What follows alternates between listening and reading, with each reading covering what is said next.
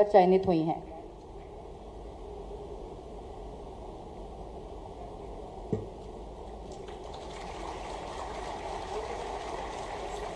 साथ में आ रही हैं दूसरे क्रम पर श्री अमित नागर आ रहे हैं। ये भी बैंकिंग सहायक पद पर चयनित हुए हैं जिला सहकारी बैंक शाजापुर से।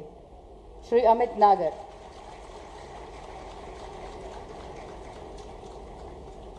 श्री नवीन कुमार हरसुले बैंकिंग सहायक पद पर चयनित हुए हैं जिला सहकारी बैंक सागर से।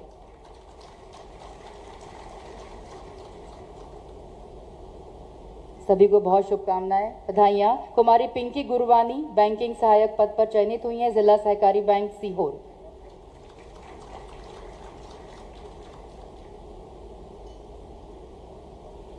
बहुत बधाई, बहुत शुभकामनाएं। अगला क्रम सुश्री सोनम राठौर बैंकिंग सहायक पद पर चयनित हुई हैं आप जिला सहकारी बैंक विदिशा। करतल ध्वनि आप बजाते रहें। कठिन परीक्षा के बाद चयनित होते हैं ये सभी अभ्यर्थी। श्री सोनू वायाम बैंकिंग सहायक पद पर चयनित हुए हैं जिला सहकारी बैंक मंडला।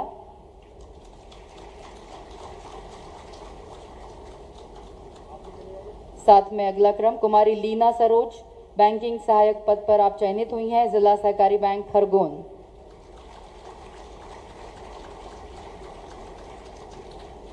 अगला नाम सुश्री निधि प्रधान बैंकिंग सहायक पद पर आप चयनित हुई हैं जिला सहकारी बैंक बैतूल।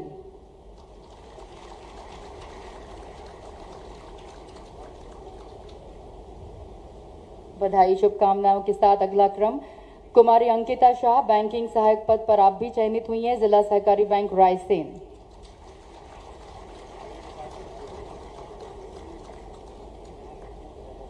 और श्री दीपक व्यवहार बैंकिंग सहायक पद पर आप चयनित हुए हैं जिला सहकारी बैंक भोपाल। खास बात यह है कि सबसे ज़्यादा लड़कियां चयनित हुई हैं, सभी युवतियां यहाँ पर ज़्यादा संख्या में हैं।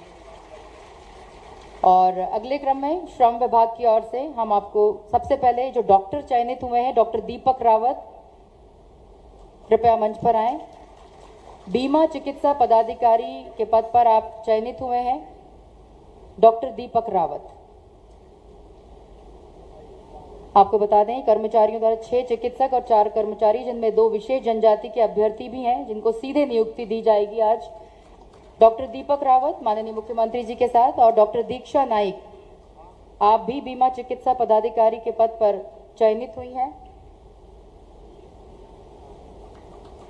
बहुत शुभकामनाएं, बधाइयां सभी चयनित अभ्यर्थियों को। डॉक्टर राहुल जाट आप भी बीमा चिकित्सा पदाधिकारी के पद पर चयनित हुए हैं।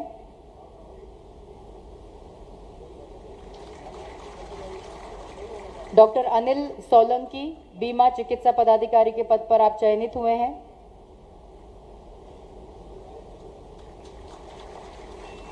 डॉक्टर डालचंद्र माहौर आप भी बीमा चिकित्सा पदाधिकारी के पद पर आप चयनित हुए हैं। अगले नाम में डॉक्टर मोहम्मद महबूब खान आप भी बीमा चिकित्सा पदाधिकारी के पद पर चयनित हुए हैं।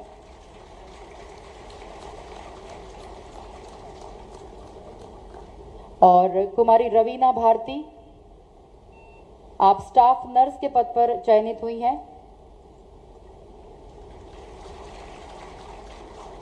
बधाइयां, शुभकामनाएं सभी को। श्री जितेंद्र बैगा आप फार्मासिस्ट के पद पर चयनित हुए हैं। और श्री प्रियस उज्जैनीकर आप सहायक ग्रेड 3 के पद पर चयनित हुए हैं। श्री प्रियस उज्जैनीकर। और श्रम विभाग से अगला नाम श्री जय रानवे सफाई सेवक हैं आप। साथ में हम विशेष जनजातियों के वर्ग से जो आते हैं चयनित अभ्यर्थी, उनका नाम लेंगे। बबीता नागा चयनित हुई हैं, पति सन्नी नागा।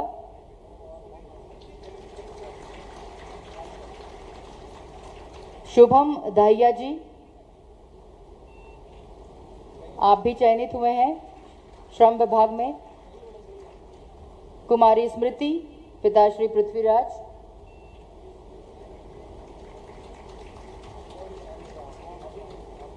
बबलू बैगा, पिता श्री दशन बैगा। सभी का चयन श्रम विभाग में हुआ है। कुमारी देवकी भारती, पिता कुंवर सिंह।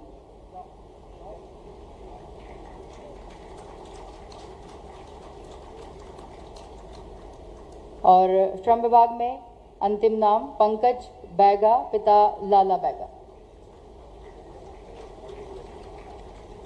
ये सभी श्रम विभाग से चयनित, सभी को बहुत शुभकामना, बधाई। और अगला आबकारी विभाग में आरक्षक के नियुक्ति पत्र वितरण हेतु सबसे पहला नाम श्री सुधींद्र सिंह तोमर, पिता का नाम श्री गिरेंद्र सिंह तोमर।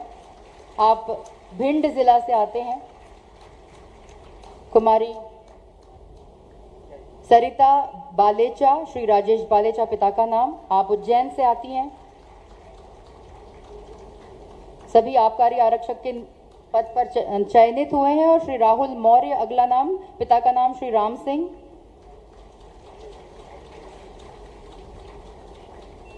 सुश्री इति खरे, श्री नवनीरज खरे, पिता का नाम, निवाड़ी से आती हैं। आरक्षक के पद पर चयन हुआ है इति खरे का। श्री सुनील अमृतिया, श्री रामकरण, पिता का नाम, देवास से आते हैं श्री सुनील। सुश्री भारती मरकाम, पिता का नाम श्री दादूलाल, सिवनी से आते हैं आप। श्री मनोज कुमार अहिरवार, पिता श्री मोहनलाल अहिरवार, गृह जिला छतरपुर। सुश्री रुचि कुशवाहा, श्री रामजी शरण कुशवाहा, गृह जिला दतिया। श्री अभिषेक त्रिपाठी, पिता का नाम श्री सुरेश कुमार त्रिपाठी, गृह जिला रीवा। श्री गोविंद सेल्टिया, पिता श्री कोटवाल सेल्टिया, बड़वानी से आते हैं आप। सुश्री दीपिका, पिता का नाम श्री रूपचंद्र, देवास से आती हैं आप। आरक्षक के पद पर चयन हुआ है। कुमारी प्रियंका बोरकर, पिता का नाम श्री अशोक बोरकर, गृह जिला जबलपुर। सुश्री सीमा भूरिया, पिता का नाम श्री बाबू भूरिया, गृह जिला झाबुआ। आरक्षक के पद पर चयन हुआ है। श्री अशोक कुमार भिलाला, श्री फूल सिंह भिलाला, पिता का नाम। आप भी आरक्षक के पद पर आप चयनित हुए हैं, राजगढ़ से आते हैं। और आखिरी नाम आबकारी में श्री गौरव उपाध्याय, पिता का नाम श्री भास्कर दत्त उपाध्याय, आप रीवा जिले से आते हैं।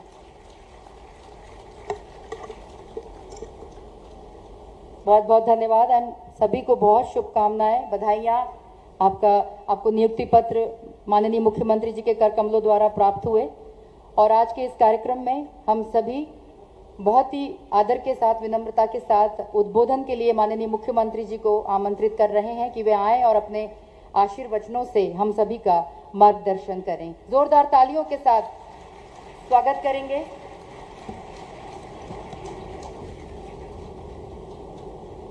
आप सबको शुभकामनाएं और आप सबको बधाइयां।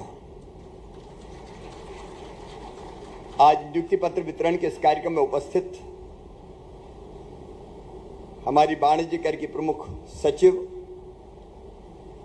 बहन श्रीमती दीपाली रस्तोगी जी, सहकारिता के हमारे प्रमुख सचिव उमाकांत उमराव जी, आयुक्त आबकारी OP Srivastava ji, registrar cooperative Alok Singh ji, और जिनका चयन यहां पे हुआ है ऐसे मेरे प्रिय भांजे और भांजियों,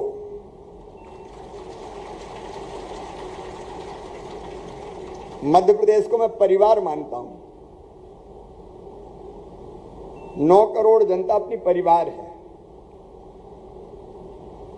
और कोशिश ये करता हूं कि सरकार भी परिवार की तरह चलाए, प्रदेश विकास करे, प्रगति करे। और मुझे बताते हुए खुशी है, आपने भी अभी अखबार हो या इलेक्ट्रॉनिक मीडिया हो देखा होगा कि मध्य प्रदेश की पर कैपिटा इनकम जो कभी 2002-03 तक 11,000 रुपया हुआ करती थी, अब बढ़ के 1,40,000 रुपया हो गई है। हमारी जीएसडीपी का साइज जो कभी 71,000 करोड़ रुपया था, बढ़ के 15 लाख करोड़ के आसपास पहुंच गया है। हमारा बजट भी पहले कभी 21-22 हजार करोड़ हुआ करता था, इस साल हमने 3,14,000 करोड़ का बजट दिया। सड़क हो, बिजली हो, पानी हो, इंफ्रा के बाकी काम हो, हम सब क्षेत्रों में बढ़ रहे हैं। लेकिन कई महत्वपूर्ण क्षेत्र ऐसे हैं जो जनता के लिए बहुत महत्वपूर्ण है, जिनका सामाजिक सरोकार है, और उन्हीं में हम देखें तो एक विभाग सहकारिता है। हम लोग नारे लगाते बिन सहकार नहीं उद्धार। अकेले नहीं, साथ मिलकर काम करेंगे तो समृद्धि की तरफ बढ़ेंगे। और आज सहकारिता विभाग के सभी हमारे जो नियुक्ति पा चुके बेटे और बेटी हैं, उनको मैं बहुत बहुत बधाई देता हूं, उनको शुभकामनाएं देता हूं। ग्रामीण क्षेत्र में चाहे कम पढ़े लिखे हों, अल्प शिक्षित हों, दूर दराज में रहने वाले लोग, उनको वित्तीय सेवाएं उपलब्ध कराना है और ये काम सेवा की भाव से करना है। श्रम विभाग का तो उद्देश्य ही है श्रमिकों का कल्याण और उनके हितों की रक्षा करना।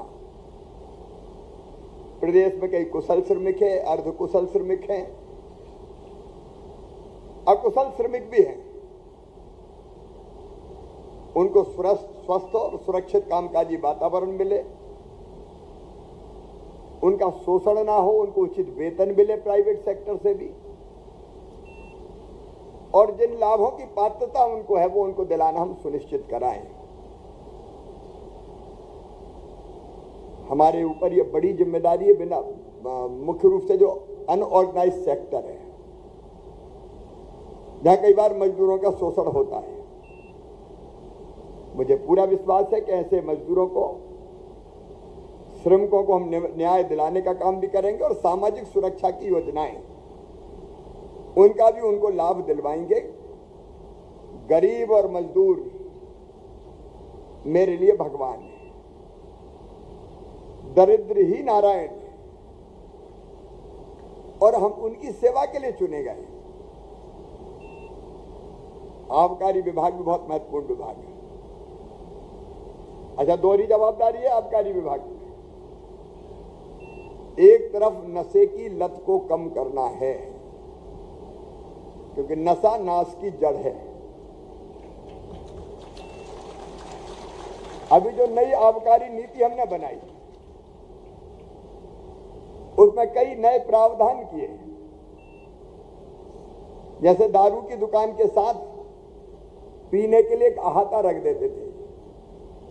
अहाता मतलब बैठने की जगह, और वहां लोग पीते थे और वहां से उठ के गिरते पड़ते, अगर होश में नहीं रहे तो उनका अपने आप पे नियंत्रण ही नहीं रहता था।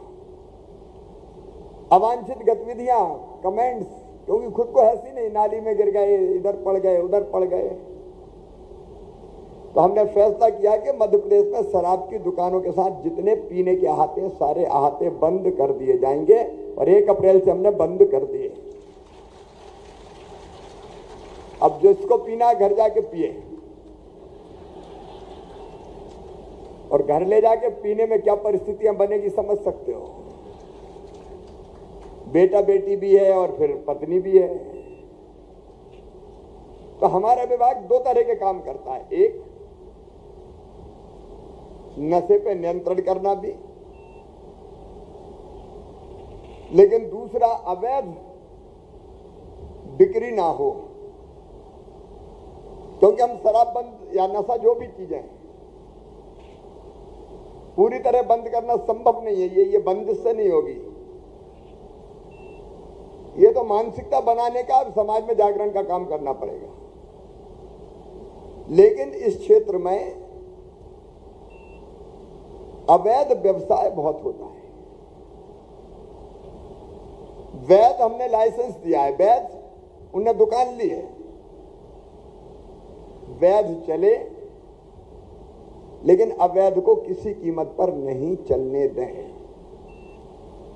क्योंकि अवैध चलता तो सरकार का रेवेन्यू भी जाता है। तो हमको अवैध नहीं होने देना, वैध जितना होता है उसमें रेवेन्यू प्रोटेक्ट करने का काम भी करना है। मित्रों, मैंने तय किया था 15 अगस्त को कि 1 साल में 1 लाख सरकारी नौकरियों में भर्ती करके देंगे। हमारा अभियान निरंतर चल रहा है और लगभग 60,000 हम कर चुके हैं, जिनमें से आप भी हैं। लेकिन आजकल भर्ती भी बड़ी भयानक हो गई है, हर कोई आरोप लगा देता है। आपका चयन पूरी पारदर्शी प्रक्रिया से किया गया है, बोलो सही है कि नहीं? कोई पैसा ईसा तो नहीं लगा, कोई गड़बड़ सड़बड़ तो नहीं हुई, क्योंकि हमने पूरी कोशिश की कि पूरी ईमानदारी से, पारदर्शिता से और मेरिट के आधार पर भर्तियां हो। आप मेरिट के आधार पर चुनकर आए हैं, इसलिए मैं एक बार फिर आपको बहुत बहुत बधाई देता हूं। लेकिन मेरे बेटा बेटियों, मैंने आपको बुलाया क्यों? इसलिए कि फील्ड में जाने के पहले एक बार मैं जी भर के आपको देख लूं।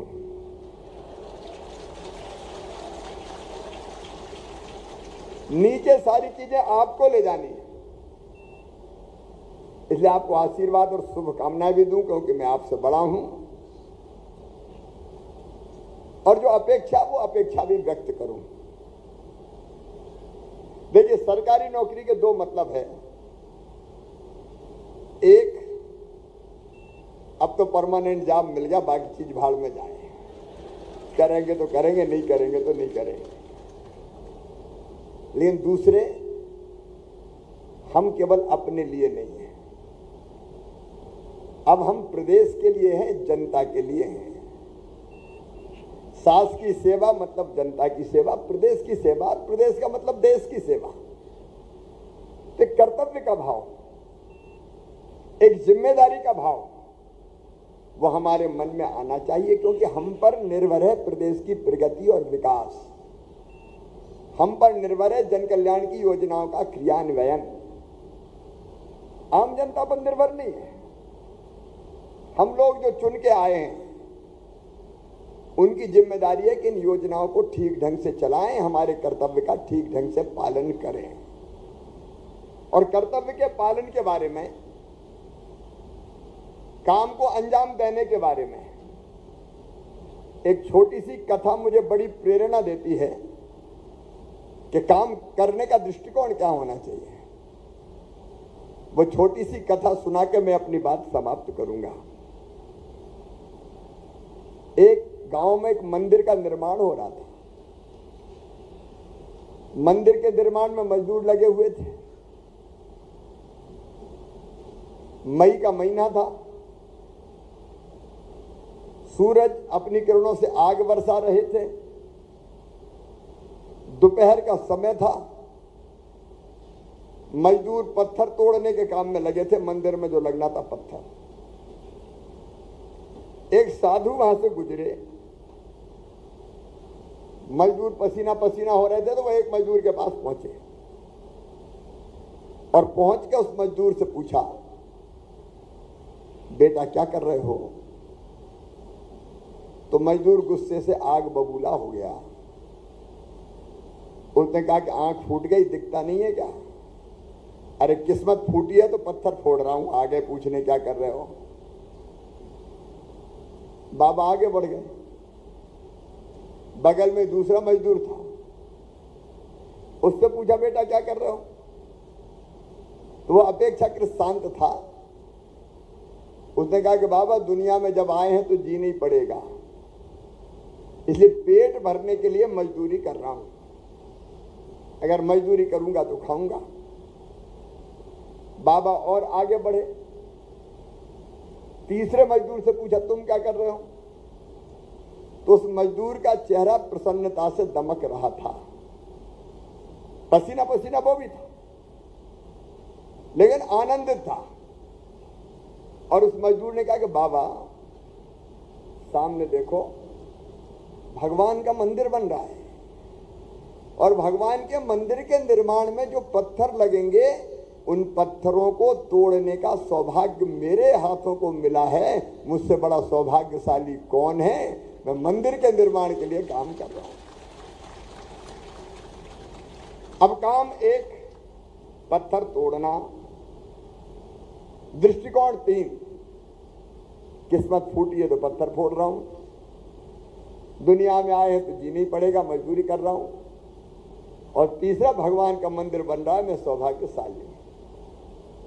मेरे प्रिय बेटा बेटियों, कोई भी काम के पीछे ये तीन दृष्टिकोण हो सकते हैं। पहला तो ये कि फंस गए नौकरी में, सवेरे से लेके शाम तक कभी मैडम डांटती है, कभी सर डांटते हैं, टारगेट पूरा करने की चिंता रहती है, तो जैसे तैसे 10 बजे आए 5 बजे भगे, सरकारी नौकरी है। दूसरा दृष्टिकोण होता है कई करी ड्यूटी पूरी करो यार, अब जीना है तो खाने के लिए तो नौकरी करनी पड़ेगी।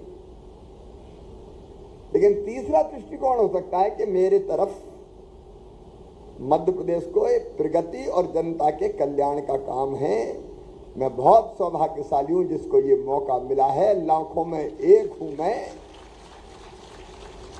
और मेरे काम को पूरी मेहनत से, ईमानदारी से, जिद जुनून और जज्बे से करूंगा। अब मुझे आपके बीच आने में देर हो गई, कुछ मीटिंग मैंने की और फिर मैं जनता से मिलता हूं। अब जनता से मिलते हैं तो कोई हाथ पकड़ता है, कोई खींचता है, कोई कहता अब तक नहीं हुआ, मर गए, कोई की आंखों में आंसू होते हैं। अब मुझे भी लगे कि बाहर में जाए, जितना होगा होगा, लेकिन मुझे ऐसा नहीं लगता।